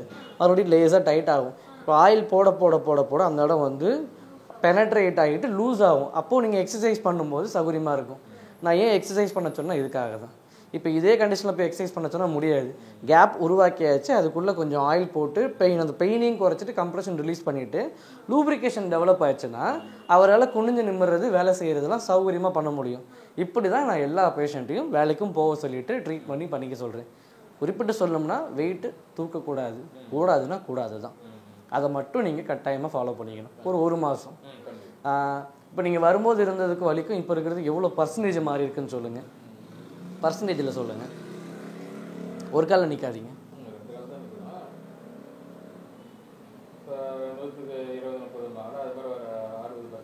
60% குறைஞ்சிருக்குங்களா? 60% இருக்குங்களா? ஒரு நாளில் முறையில் அது அப்படி தான் நடக்கும். எப்படின்னா நீங்கள் வந்து அவருக்கு ஒரு 6 முறையில் ரெடி ஆகிட வருமா, சரிங்களா? ரொம்ப மோசமாக இருந்தால் கண்டிப்பாக 9 முறை தேவைப்படும். ஒரு 6 முறையில் ரெடி ஆகிடுவார். இன்னும் சீக்கிரம் ரெடி ஆகணும்னா நீங்கள் அந்த வசதியை மெனக்கெட்ட செய்கிறதா இருக்குது, சாப்பாடு கொடுக்குறதா இருக்குது. செஞ்சுட்டிங்கன்னா இன்னும் குயிக்காக ரெடி ஆகிடலாம். தீபிகா மாதிரியே நீங்களும் 4 செஷன் ரெடி ஆகணுன்னாலும் நீங்கள் மெனக்கறதா இருக்குது. சீக்கிரம் ரெடி ஆகணும்னு ஆசைப்படுறீங்கன்னா வாரத்துக்கு 2 முறை எண்ணெய் தேய்ச்சி குளிங்க. இல்லை எனக்கு டைம் இருக்காதுன்னா 1 முறையாவது குளிங்க. நல்லெண்ணெய் தேய்ச்சியே குளிச்சிக்கலாம். நல்லெண்ணெய் எப்படின்னா மசில் ஃபைபர் டைரக்ஷனுக்கு. இப்போ உதாரணத்துக்கு உடம்பை வந்து ஃபஸ்ட்டு 4ஆக பிரிச்சுக்குவாங்க. எண்ணெய் தேய்ச்சி குளிக்கிறதோட முறையை சொல்கிறேன். உடம்பு பொறுத்த வரைக்கும் 4ஆக, முன்பக்கம், பின்பக்கம், 2 ஓரம். 4 ஆயிடுச்சிங்களா? இப்போது இந்த பகுதி இருக்கு இல்லைங்களா, முன்னாடிக்கும் இந்த ஓரமும் இருக்கு இல்லையா, இதுக்கு இடைப்பட்ட பகுதி. அதே மாதிரி இந்த ஓரத்துக்கும் நடுவில் இருக்க பகுதிக்கும் இடையில பகுதி. அதே மாதிரி முதுகில் இப்படி 8ஆக உடம்பு பிரிக்கலாம். கை கால் எல்லாமே அப்படி தான், தலை வரைக்கும். 1 2 3 4 ஆயிடுச்சிங்களா? இடையில 8 ஆயிடுச்சிங்களா? இந்த மாதிரி உடம்பை மசில் ஃபைபர் டைரக்ஷனுக்கு மேலேருந்து கீழே, அதே மாதிரி கீழே இருந்து மேலே, அதே மாதிரி இடது பக்கம் வலது பக்கம், இப்படி இதெல்லாம் நீங்கள் மசிலை அசைச்சி எண்ணெய் தேய்ச்சி குளிக்க வைக்கலாம். இது வர்ம மசாஜ்னு சொல்லுவாங்க, இல்லை வர்ம தொக்கணம்னு சொல்லுவாங்க. எந்தெந்த பகுதியில் வந்து அதிகமான அழுத்தம் கொடுக்கக்கூடாதுன்னா உள் பகுதிகளில், இணைப்பு பகுதிகளில், அந்த ஜாயின்ஸ் இருக்கு இல்லைங்களா, இங்கெல்லாம் அழுத்தி போட்டு இப்படிலாம் பண்ணக்கூடாது. மெதுவாக தான் பண்ணணும். இங்கே நீங்கள் ப்ரெஷர் கொடுக்கலாம், இங்கே அவ்வளோ ப்ரெஷர் கொடுக்கக்கூடாது. அதே மாதிரி முன்பகுதியில் குறைஞ்சபட்ச ப்ரெஷரும், முதுகில் கொஞ்சம் கொடுக்கலாம். கழுத்து பகுதியில் ப்ரெஷர் கம்மியாக தான் கொடுக்கணும். அதே மாதிரி அடி முதுகுலையும் ப்ரெஷர் கம்மியாக தான் கொடுக்கணும், ஜாஸ்தி கொடுக்கக்கூடாது. இந்த குழந்தைங்களை விட்டு மிதிக்க சொல்லுவாங்க, அடி முதுகில் கட்டாயம் செய்யக்கூடாது. ஏன்னா அப்படி திரும்பிக்கோங்க. இதில் மசில் மட்டும்தான் சப்போர்ட், சர்விக்கல் ஸ்பைனுக்கு. லம்பாருக்கும் மசில் மட்டும்தான் சப்போர்ட். இடைப்பட்டியில் இருக்கக்கூடிய தொராசிக் போனுக்கு தான் ரிப் கேஜ் சப்போர்ட். இந்த நெஞ்சு கூடு இருக்கு இல்லைங்களா, நெஞ்சு கூடோட சப்போர்ட்டில் இருக்க இது பெரிய போனாக இருக்கும், சரிங்களா? அதனால் வந்து இந்த பகுதிகள் நீங்கள் பண்ணால் ஓரளவுக்கு தாங்கிக்கும். இந்த 2 பகுதிகளும் அவ்வளோவா தாங்காது. அதனால தான் மெதிக்கும் போது கழுத்துக்கும் அடிமெதுக்குக்கும் வச்சு குழந்தைங்களையோ வர சொல்லி மெதிக்க சொல்லாதீங்க, சரிங்களா? இப்போ எண்ணெய் தேய்ச்சி நீங்கள் குளிச்சுக்கிட்டு ஒத்தடம் கொடுத்தாலே நல்லா குறைஞ்சிரும். நீங்கள் வசதி கொடுக்க ஆரம்பிச்சிங்கன்னா 4-5 நாள்லேயே வலி பிரமாதமாக குறைஞ்சி போயிடும். ஒரே மாதத்தில் 60% வலி குறைஞ்சிரும். அதுக்கு அடுத்த மாதம் நீங்கள் சீக்கிரமாக ரெடி ஆகிடுவீங்க. தேவைப்பட்டு 4 செஷன்லேயே கூட நிறுத்திக்கலாம். நம்ம மேற்படி ஏதாவது உங்களுக்கு சந்தேகம் இருக்குங்களா? ஆமாம், உங்களுக்கு ஏதாவது டவுட் இருக்குங்களா? சப்போஸ் இருந்தாலும் எனக்கு அப்புறமா ஞாபகம் வந்தால் கூட கேளுங்க, நான் உங்களுக்கு பதில் சொல்கிறேன். Right, thank you. ஸோ நம்ம முருகேசன் பேஷண்ட் பற்றி இப்போ பேசலாம். அவரோட ஒர்க் நேச்சர் பார்த்தீங்கன்னா மில்லில் வேலை செய்கிறது, மரம் மில்லில் வேலை செய்கிறது. பெரும்பாலும் அவர் வந்து வெயிட்டை அதிகமாக தூக்கி தான் வேலை செஞ்சு பழக்கங்களாம். ரொம்ப வருஷம் 25 வருஷமாக இதை தான் அவர் பண்ணிகிட்ருக்காரு. இப்போ அவருக்கு 47 வயசு ஆகுதுன்னு சொன்னாங்க. இந்த டிஸ்க் பல்ஜ் கம்ப்ளைண்ட் அவருக்கு 2 வருஷமாக இருக்குது. பெயின் கில்லர்ஸ் எடுத்திருக்காரு, நிறைய டாக்டர்ஸ் பார்த்துருக்காங்க, ட்ரீட்மெண்ட் எடுத்திருக்காங்க, ஓகே. ஆனால் அந்த பெயின் முழுசாக சரியாகலைன்னு கேட்டால் இல்லை அப்படின்னு சொல்லியிருக்காரு. ஸோ அதனால் நான் என்னோட பேஷண்ட்ஸோட ரெஃபரன்ஸில் அவர் என்னை தேடி வந்தார். அவருக்கு கைரோப்ராக்டிக் ட்ரீட்மெண்ட் கொடுத்தோம். அவருக்கு அந்த டிஸ்க் பல்ஜ் பெயின் வந்து ரொம்ப பிரமாதமாக ரெடியூஸ் ஆகிருக்குன்னாங்க. நான் அவருக்கு வந்து கவுன்சிலிங் கொடுக்கும்போதே ஃபஸ்ட்டு சொன்ன விஷயம், உங்களுக்கு டிஸ்க் பல்ஜ் கம்ப்ளைண்ட் இருக்குது, இது வந்து மசில் வீக்னஸ்னாலையும் வந்திருக்கலாம், இல்லை மசில் ரொம்ப டைட்டாகவும் வந்திருக்கலாம்னு சொல்லி கவுன்சிலிங் கொடுத்து அவருக்கு அடிப்படை புரிதல் எல்லாத்தையும் உருவாக்கி அவருக்கு எல்லா சந்தேகங்களையும் கொடுத்து பதில் சொன்னேன். கிட்டத்தட்ட அரை மணி நேரம் அவரோட கேள்விகள் எல்லாத்துக்கும் பதில் சொல்லி அதுக்கப்புறமா தான் ட்ரீட்மெண்ட்குள்ளேயே போகணும். நான் புரிதல் எப்படின்னா மசிலை பற்றின, எலும்பை பற்றின, லிகமெண்ட் பற்றின பொதுவான ஒரு புரிதல், நியூக்ளியஸ் அந்த டிஸ்க்குள்ளே இருக்கக்கூடிய அந்த கண்டென்ட் பற்றின ஒரு புரிதல் கொடுத்துட்டு, இது டெக்னிக்கலாக சொல்லணும்னா நியூக்ளியஸ் பல்போசஸ், ஆனுலர் ஃபிப்ரோசஸ்ன்னு சொல்லிட்டு நிறையா இருக்குது. அந்த மாதிரி ஒரு புரிதல் எல்லாத்தையும் அவருக்கு கொடுத்துட்டு அதுக்கப்புறம் ஒரு சந்தேகத்தில் தீர்த்ததுக்கு அப்புறமா தான் ட்ரீட்மெண்ட்குள்ளேயே போகணும். பொதுவாக டிஸ்க் பல்ஜி ப்ராப்ளமை பொறுத்த வரைக்கும் நான் சஜஸ்ட் பண்ணுறது 6 செஷன். ரொம்ப கிரானிக்காக இருக்கிற பேஷண்ட், ரொம்ப மோசமான நிலைமையில் இருக்கிறவங்களுக்கு 9 செஷன் வரைக்கும் தேவைப்படும். 6 செஷன் சொன்னவங்க 6 செஷன் வரைக்கும் வரணும்னு அவசியமே இல்லை. சிலருக்கு 2 செஷனில், 1 செஷனில், 3 செஷன்லேயே கூட நல்லா இருக்காங்க. ஸோ இது வந்து அந்த நோயாளியோட உடல்நிலையை பொறுத்து, அவரோட வாழும் சூழ்நிலையை பொறுத்து, நம்ம சொல்கிற வேலையை அவர் எப்படி எடுத்துக்கிட்டு செய்கிறான்றதை பொறுத்து தான் வித்தியாசப்படும். நான் இந்த முருகேசன் பேஷண்ட்டை ரெஃபர் பண்ணவரோட இன்னொரு ரிலேட்டிவ் வந்து ஒரே செஷன் ரெடியாகி போயிருக்காங்க, மிஸ்டர் சவுந்தரராஜன். அவர் வரும்போது ரொம்ப வலியோடு வந்தார், அதுக்கப்புறம் சபரிமலையெல்லாம் போயிட்டு ரொம்ப ஹாப்பியாக ஜாலியாக இருக்கார். ஸோ இந்த மாதிரி நிறைய பேர் நிறைய விதமாக இருக்காங்க. ஒரு முறையிலையும் சரியாகுமா? ஆமாம், ஆகிறதுக்கு வாய்ப்புகள் அதிகம்தான். எல்லாருக்கும் இது பொருந்துமானா கண்டிப்பாக கிடையாது. இந்த நோயாளியை தன்மையை பொறுத்து மாறிக்கிட்டே தான் இருக்கும். ஸோ டிஸ்க் பல்ஜில் அவருக்கு இருந்தது இந்த பின்னாடி நீங்கள் பிக்சரில் பார்க்கக்கூடிய சயாட்டிக்கான்றது L4, L5, L5, S1ல் ஜவ்வு விலகி அந்த நரம்பை நசுக்கிடுச்சுன்னா கீழே பெயின் வந்து ட்ராவல் பண்ண ஆரம்பிக்கும். இந்த ரெட் கலரில் பார்க்குற மாதிரி பெயின் வந்துக்கிட்டே இருக்கும். இது சயாட்டிக்கா எனக்கு ரொம்ப மோசமாக இருக்கா இல்லை வந்து கம்மியாக தான் இருக்கான்னு எப்படி தெரிஞ்சுக்கிறதுனா, நீங்கள் படுத்துக்கிட்ட காலை தூக்கும்போது, இப்போ உதாரணத்துக்கு இப்படி ஃப்ளாட்டாக படுத்துட்டு இருக்கீங்க, ஒரு 35 டிகிரி வரைக்கும் தூக்க முடியுது, அதுக்கு மேலே தூக்க முடியலன்னா ரொம்ப மோசமாக நிலை இருக்குன்னு அர்த்தம். 45 டிகிரி வரைக்கும் போகுதுன்னா ஓரளவுக்கு மீடியமாக இருக்குன்னு அர்த்தம். 60, 90 போயிடுச்சுன்னா உங்களுக்கு சயாட்டிக்காலாம் பெருசாக இல்லை, இனிஷியேட் ஆகிருக்கு, ஆனால் பெருசாக இல்லைன்னு புரிஞ்சுக்குவாங்க.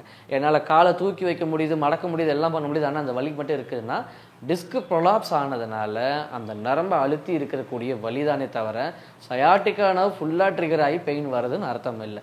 எல்லாருக்கும் சயாட்டிக்காவாக இருக்கணுன்றது அவசியம் இல்லை. டிஸ்க் பல்ஜ் பேஷண்ட்டுக்கெல்லாம் சில நேரத்தில் ரேடியேட்டிக் பெயினாக தான் அங்கே இருக்குமே தவிர எக்ஸாக்டாக பெயினாக இருக்காது. இல்லை எனக்கு டிஸ்க் பல்ஜெலாம் இல்லை, ஆனால் அந்த இடத்துல எனக்கு வலி இருக்கேன்னு கேட்டிங்கன்னா பைரிஃபார்மிஸ் சிண்ட்ரோமாக இருக்கலாம். அதில் பக்கத்துலேயே நீங்கள் பார்க்கலாம் பைரிஃபார்மிஸ் சிண்ட்ரோம்னு. சாக்ரல் போனில் பைரிஃபார்மிஸ் மசில் கீழே வரக்கூடிய சயாட்டிக்கா நரம்பு, அந்த நரம்பு வந்து பைரிஃபார்மிஸ் மசில்ஸ்.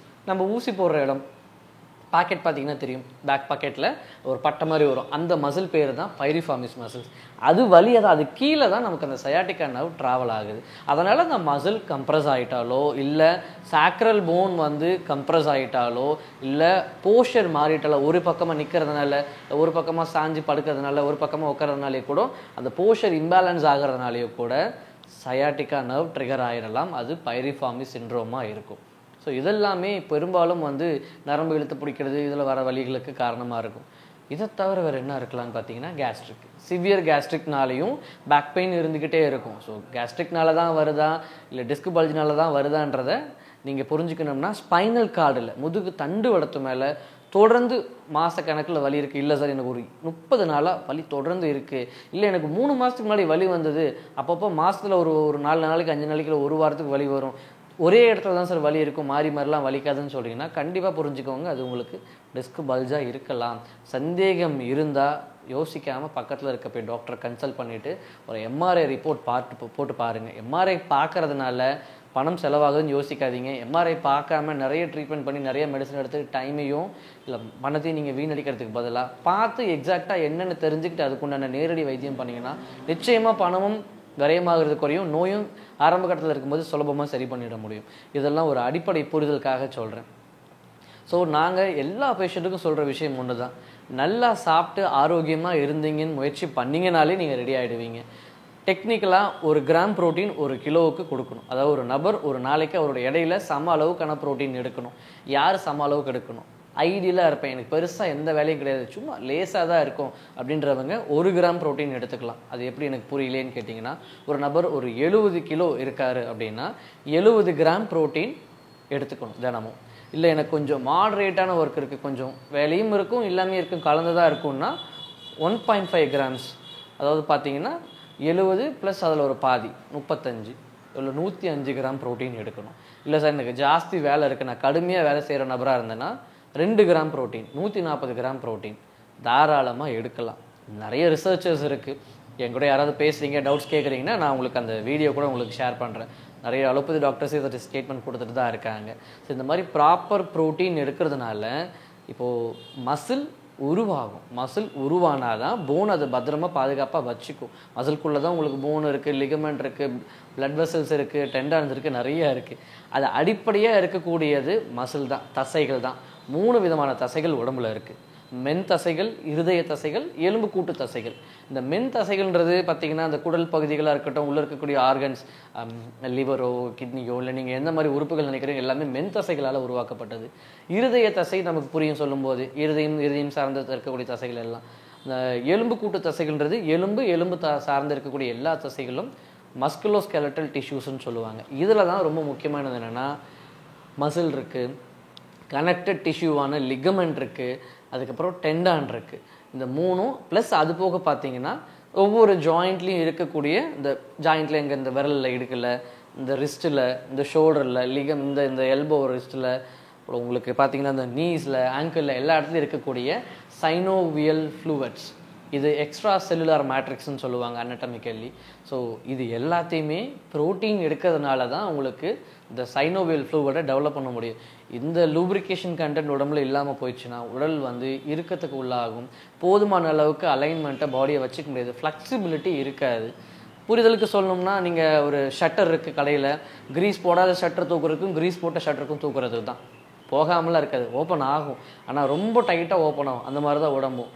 உடலுக்கு தேவையான அளவுக்கு புரதச்சத்தையும் நார்ச்சத்தையும் மற்ற கார்போஹைட்ரேட் மற்ற விஷயங்களையும் நியூட்ரிஷன்ஸும் கொடுத்துட்டு உடலை தேவையான அளவுக்கு அசைவுகளை நீங்கள் கொடுத்தாலே உடம்பு அற்புதமாக இருக்கும். இதை நாங்கள் எக்ஸசைஸ்ன்னு சொல்கிறதோ இல்லை எண்ணெய் தேய்ச்சி குளிக்கிறதுன்னு சொன்னாலும் நினச்சாலும் சரி, எல்லாமே மசிலை ரிலாக்ஸ் பண்ணுறதுக்கான வேலையை தான் செய்யுது. ஸோ இந்த வீடியோவில் நீங்கள் முருகேசன் பேஷண்ட்டை பார்த்துருப்பீங்க. ஹஸ்பண்ட் ஒய்ஃப் 2 பேரும் வந்திருந்தாங்க. அவருக்கு நம்ம கவுன்சிலிங் கொடுக்கறது ப்ளஸ் அவருக்கு கைரோப்ராக்டிக் ட்ரீட்மெண்ட் கொடுக்குறதெல்லாம் நீங்கள் வீடியோவில் முழுசாக பார்த்துருப்பீங்க. இப்போது அவருக்கு எந்த இடத்துல எக்ஸாக்டாக பெயின் இருக்குது, எதனால் அவருக்கு பெயின் இருக்குது அப்படின்றத நம்ம பார்ப்போம் வாங்க. அவருக்கு டிஸ்க் பல்ஜ் பொறுத்த வரைக்கும் பார்த்தீங்கன்னா இங்கே இந்த ரீஜனுக்குள்ளே தான் அவருக்கு கம்ப்ளைண்ட் இருக்குது. ஸோ இது என்னன்னு பார்த்தீங்கன்னா இது இலியா க்ரஸ்ட், இந்த இடத்துல இருக்கக்கூடியது தான் அவரோட பிரச்சனை. L4 L5 L5 S1. இது என்னடான்னு கேட்டிங்கன்னா இதில் சாக்ரம் போனுக்கு அப்புறம் டெயில் போன் வரும். இது ஒரு ஸ்ட்ரக்சர், இது பேக் மசில்ஸ்ன்னு சொல்லுவோம் இதை. ஸோ இதில் அவருக்கு கம்ப்ளைண்ட் ஆகிருக்கக்கூடிய இடங்கள்னு பார்த்தீங்கன்னா ஃபர்ஸ்ட் இதை பார்த்துடலாம். Internal oblique muscles, external oblique muscles, இதுக்குள்ளே பார்த்தீங்கன்னா செரட்டஸ் போஸ்டீரியர் இன்ஃபீரியர் ஆங்கிள் இருக்கும். தென் இந்த இடத்துல பார்த்தீங்கன்னா உங்களுக்கு தொராக்கோ லம்போ ஃபேஷியா, இந்த ஃபேஷியா பற்றி நான் அப்புறமா உங்களுக்கு விளக்கமாக சொல்கிறேன். ப்ளஸ் லாட்டிஸ்மஸ் டார்சி, இதுக்குள்ளே இன்னொரு மசில் இருக்குது குவாட்ரேட்டஸ் லம்போரம். இதெல்லாம் கோர் மசில்ஸ். இந்த கோர் மசில்ஸ் எல்லாம் சேர்ந்து தான் உள்ளே இருக்கக்கூடிய டிஸ்கை பாதுகாப்பாக பத்திரமா வச்சுக்கும். இப்போது இந்த மசில் அவருக்கு ரொம்ப வீக்காக இருக்குது. வீக் இந்த சென்ஸ் இப்படி சொல்லலாம், அவர் தொடர்ந்து வெயிட் தூக்கி உடம்பு ரொம்ப இறுகி வச்சுட்டாரு. போதுமான அளவுக்கு அவர் எக்ஸசைஸ் பண்ணலை. நான் அது வீக்குன்னு சொல்லிருக்கக்கூடாது, ஓவர் டைட்னஸ்ன்னு சொல்லணும். அதுதான் இப்போது வெயிட் தூக்கும்போது என்ன நடக்கும்னு பார்த்தீங்கன்னா, இப்போது நீங்கள் ஒரு உதாரணத்துக்கு இந்த ஷோல்டர் லிஃப்ட் பண்ணுறீங்கன்னா இந்த ஷோல்டர் மசிலில் சப்போர்ட் பண்ணுறது இந்த லாட்டிஸ்மஸ் டார்சி மசில். இந்த மசில் சப்போர்ட் பண்ணும். அப்போ நீங்கள் ஷோல்டரில் அதிகப்படியாக வெயிட் தூக்கும்போது இந்த மசிலும் ப்ளஸ் இந்த லாட்டிஸ்மஸ் டார்சி மசிலும் சேர்த்து சப்போர்ட் பண்ணும். அப்போ ஓவர் டைட் ஆனால் ஷோல்டருக்கு மசில் டைட் ஆகிற மாதிரி இந்த லோவர் லிம்பில் இருக்கக்கூடிய மசில்ஸும் டைட் ஆகும். இப்படி டைட் ஆகிறதுனால ஃபேஷியா டைட் ஆகி மசில் கோர் மசில்ஸ் எல்லாத்தையும் இழுத்து பிடிச்சிக்குது. இது டைட் ஆகிறதுனால அவருக்கு டிஸ்க் பல்ஜ் ஆகிருக்கு. ஸோ ஒரு டன் மரம் வந்ததை 2-3 பேர் சேர்ந்து தடுக்கிறது பார்த்தாங்களாம் விழும்போது அவர் ட்ரை பண்ணதில் அவருக்கு பெரிய இம்பேக்ட் ஆகிருக்கு. இதனால தான் அவரோட பிரச்சனைக்கு காரணம். அது போக பார்த்திங்கன்னா அவருக்கு சர்விக்கலில் டிஸ்க் பல்ஜ் இருக்குது. சர்விக்கலில் 2 இடத்துல டிஸ்க் பல்ஜ் இருக்குது. C5 C6 C6 C7. அது எங்கே இருக்குது? இந்த ஷோல்டரில் நீங்கள் ஒரு ஸ்ட்ரெயிட் லைன் போட்டிங்கன்னா, உதாரணத்துக்கு இங்கே இந்த ஸ்ட்ரெயிட் லைனில் பார்த்தீங்கன்னா வந்து ஷோல்டரும் இதுவும் ஜாயின் பண்ணுற இடத்துல இருக்கிறது தான் C6 7. அதுக்கு மேலே இருக்கிறது C5 C6. இந்த 2 இடத்துல தான் அவருக்கு பல்ஜ் இருக்குது. ஸோ இந்த கோர் மசில் ஸ்ட்ராங்காக இருந்துட்டாலே அவங்க ரொம்ப ஹெல்த்தியாக இருப்பாங்க. இந்த ஃபேஷியா, உங்களுக்கு தொராக்கோ லம்போ ஃபேஷியான்னு சொன்னேன் இல்லைங்களா? ஃபேஷியா அப்படின்னா என்னென்னு கேட்டிங்கன்னா, ஒரு இண்டிவிஜுவல் மசில் இருக்குது, தனித்தனியான இண்டிவிஜுவல் மசில் இருக்குது. இந்த இண்டிவிஜுவல் மசிலை கனெக்ட் பண்ணி வைக்கக்கூடிய ஒரு இடம் தான் ஃபேஷியா. ஒவ்வொரு மசிலுக்கும் ஒரு ஃபேஷியா இருக்கும். அந்த ஃபேஷியாவிலேருந்து இன்னொரு 4-5 மசில்ஸ் டெவலப் ஆகும். அது இன்னொரு ஃபேஷியாவில் போய் கனெக்ட் ஆகும். ஒவ்வொரு இணைப்பு தொகுப்பாக தான் இந்த ஃபேஷியான்றது சொல்லுவாங்க. 5 லேயர் மசிலும் கொஞ்சம் ஒன்று சேர்ந்து இந்த தொராக்கோ லம்போ ஃபேஷியாவை உருவாக்கியிருக்கு. இப்போ நீங்கள் ஜாஸ்தி டென்ஷன் ஆனீங்கன்னா, இல்லை தூக்கம் இல்லாமல் போகும்போது முதுகு வலி வரும் சிலருக்கு, சரியாக தூங்க முடியாமல் போகும்போது, இதெல்லாம் ஸ்ட்ரெஸ் ஆனீங்கன்னா வரதெல்லாம் எப்படின்னு பார்த்தீங்கன்னா, இந்த சர்விக்கல் மசில்ஸில் இருக்கக்கூடிய ஃபேஷியா கனெக்ஷன் பார்த்தீங்கன்னா லம்பார் வரைக்கும் போகும். அதனால் உங்களுக்கு மசில் டைட் ஆகும். ரொம்ப ஸ்ட்ரெஸ் ஆனீங்க அப்படின்னு பார்த்தீங்கன்னா, இந்த ஸ்டெர்னோக்ளீடோமாஸ்டாய்டு மசில்ஸோ ட்ரெபிசியஸோ இதில் ஸ்ப்ளீனியஸ் செமிஸ்ப்ளீனியஸ் அப்புறம் லீவேட்டர் ஸ்கேப்புலா மசில்ஸ் எல்லாமே டைட் ஆகும். சிலர் சொல்லியிருப்பாங்க, எனக்கு ரொம்ப ஜாஸ்தி டென்ஷன் ஆகும், அதனால் எனக்கு கழுத்து வலிக்குதுன்னு சொல்லுவாங்க. எப்படி ஆகும்னா, இங்கேருந்து மசில் இது வரைக்கும் வந்து இப்படி பெயின் பரவும். இது வந்து ஜாஸ்தி டென்ஷன் ஆகிறதுனால வருது. ஸோ அப்படி ஆகுதுன்னா அதுக்கு இந்த மசில்ஸும் காரணம். ஸோ ஸ்ட்ரெஸ் ஆகிறதுனாலையோ இல்லை ஓவராக வெயிட் தூக்கிறதுனாலையோ ரொம்ப ஸ்ட்ரெயின் பண்ணுறதுனாலையோ ஃபேஷியா ட்ரிகர் ஆகிடலாம். ஃபேஷியா ட்ரிகர் ஆகிட்டுனா பெயின் ட்ரிகர் ஆகும். இதில் வர்மம்னு சொல்லுவோம் இல்லைங்களா? வர்மம், foot reflexology, cupping therapy, acupressure எல்லாமே ஒரு பாயிண்ட்ஸை ட்ரிகர் பண்ணுற வேலையை தான் செய்யும். அனாட்டமிக்கில் இதை ஃபேஷியல் ஆர்டிகுலேஷன் சொல்லுவாங்க. இந்த வர்மம் அதுதான் ஃபேஷியா. அந்த ஃபேஷியா ரிலீஸ் பண்ணுறதுனால மற்ற மசில்ஸ், பண்டிலில் இருக்கக்கூடிய மற்ற மசில்ஸ் ரிலீஸ் ஆகுது. ஸோ இதுதான் நாங்கள் உங்களுக்கு சொல்லித்தரோம், எக்ஸ்பிளைன் பண்ணிட்டு தான் நம்ம இந்த வேலையை ஆரம்பிக்கிறோம். இதுதான் முருகேசன் பேஷண்ட்டோட கம்ப்ளைண்ட் காரணம். ஸோ பொதுவாகவே ஒரு விஷயம் என்னென்னா, உணவு உடலையும் பராமரித்தாலே உடம்பு ரொம்ப ஆரோக்கியமாக இருக்கும். என்ன சொல்கிறான்னு புரியலன்னு கேட்குறீங்கன்னா, இப்போ நீங்கள் நான் நிற்கிறத பார்த்தாலே தெரியும். பெரும்பாலும் எல்லோரும் எப்படி நிற்பாங்க? ரொம்ப நேரம் பேச ஆரம்பித்தா இல்லை வீட்டில் ரொம்ப கம்ஃபர்ட் ஆகிட்டேன்னா இப்படி ஒரு பக்கமாக உடம்பு போயிடும். நான் பேசும்போது பெரும்பாலும் இப்படி தான் நின்று பேசுகிறேன். என்னென்னா, உடலை நேர்படுத்தணும்னா முதல்ல நிற்கிறத சீர்படுத்தணும். நீங்கள் நேராக நின்றுட்டாலே முதுகு தண்டோடும் நேராக ஆகிடும். இப்போ ஒரு காலில் நிற்கிறதுனால முட்டி ஜவ்வு தேய்மானம் ஆகிறதோ, ஆங்கிள் ஸ்ப்ரெயின் ஆகிறதோ, இந்த தொடை தசைகள், அதாவது ஹாம்ஸ்ட்ரிங் மசில்ஸோ க்ளூட் மசில்ஸோ, லம்பார் ஒரு பக்கமாக இழுத்து டைட் ஆகிற விஷயங்களோ தாராளமாக நடக்கும்.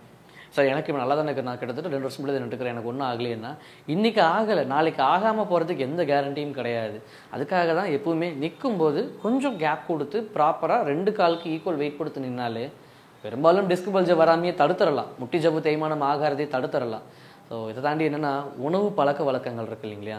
3 வேளைக்கும் சரியான அளவில் உணவு. சரியான அளவுனா நிறைய கார்போஹைட்ரேட், சாதம் எடுக்கிறதுல இல்லை, முறையான அளவுக்கு உடலுக்கு என்ன அளவுக்கு நீங்கள் எனர்ஜி தேவைப்படுது, எந்த அளவுக்கு உழைக்க போகிறீங்களோ அந்த அளவுக்கு சாதம், அதுக்கு அளவு சரியான அளவுக்கு காய்கறிகள், பழங்கள், அதுக்கு அளவுக்கு ப்ரோட்டீன், புரதச்சத்துக்கு தேவையான, அது மீட்டோ இல்லை வெஜ்ஜில் இருக்கிறது ஏதோ ஒன்று, அது ப்ரோட்டீன் எடுத்திங்கன்னா உடலுக்கு தேவையான அத்தனை சத்துக்களும் உணவுலேருந்து நீங்கள் ப்ராப்பராக கொடுத்துட்டிங்கன்னா மருந்துகளுக்கு இங்கே வேலையே இல்லை. பெரும்பாலும் மருந்து இல்லாமல் ஒரு நோயாளி சரி பண்ண முடியுமான்னு கேட்டிங்கன்னா கிடையாது. முடிஞ்ச அளவுக்கு முயற்சி பண்ணுறோம். மருந்துகளை குறைச்சிக்க தான் முயற்சி பண்ணுறோமே தவிர மருந்துகள் இல்லாமல் எதுவும் நடந்துடுறது இல்லை. ஸோ அதனால் நல்ல உணவு முறைகளும் நல்ல ஆரோக்கியமான வாழ்வியல் முறைகளும் இருக்கணும். வாழ்வியல் முறைகள்லாம் முதல்ல 8 மணி நேரம் தூங்கணும். சாயந்தரம் 6 மணிக்கு மேலே நான்வெஜ் சாப்பிடக்கூடாது. நைட்டு 8 மணிக்கு மேலே சாப்பிடக்கூடாது. நைட் டின்னரை பொறுத்த வரைக்கும் காலையில் சாப்பிட்ற அளவுலேருந்து பாதி அளவுக்கு தான் எடுத்துக்கணும். இது எடுக்கிறதுனால எபிகாஸ்ட்ரிக் ரீஜியன், அதாவது இரைப்பை அதிகப்படியான அழுத்தத்துக்கு ஆளாகாமல் சீராக இயங்கும். அப்படி கரெக்டாக நம்ம கொடுத்துட்டாலே மலச்சிக்கல் ஆகிறதோ வாயு தொல்லைகள் உருவாகிறதையும் தடுத்துடலாம். அப்போ அடுத்த நாள் நீங்கள் ஃப்ரெஷ்ஷாக ரிலாக்ஸாக எந்திரிச்சு போகலாம். 8 மணி நேரம் தூக்கம், இதுக்கும் நிறைய ரிசர்ச்சர்ஸ் இருக்குது, நிறைய பேர் இதை சொல்லியிருக்காங்க. அதுக்கான ப்ரூஃபும் எனக்கு கேட்டிங்கன்னா கூட நான் வாட்ஸ்அப்பில் பண்ணுறேன் உங்களுக்கு. ஆண்கள் பொதுவாகவே 6லேருந்து 8 மணி நேரம் தூங்கணும். பெண்கள் 7லேருந்து 9 மணி நேரம் தூங்கணும். அதுக்கு குறைவாக தூங்கினாலும் ஆபத்து தான், அதுக்கு அதிகமாக தூங்கினாலும் ஆபத்து தான். இந்த தூக்கம் கரெக்டாக கொடுத்தீங்கன்னா செல்ஸ் ரெஜெனரேஷன், உடல் உள்ளுறுப்புகளோட செல்கள், அது புது செல்கள் உருவாகிறதுக்கும் சேதமான செல்களை திசுக்களை வந்து வடிவமைக்கிறதுக்கும் ரொம்பவே உதவியாக இருக்கும்.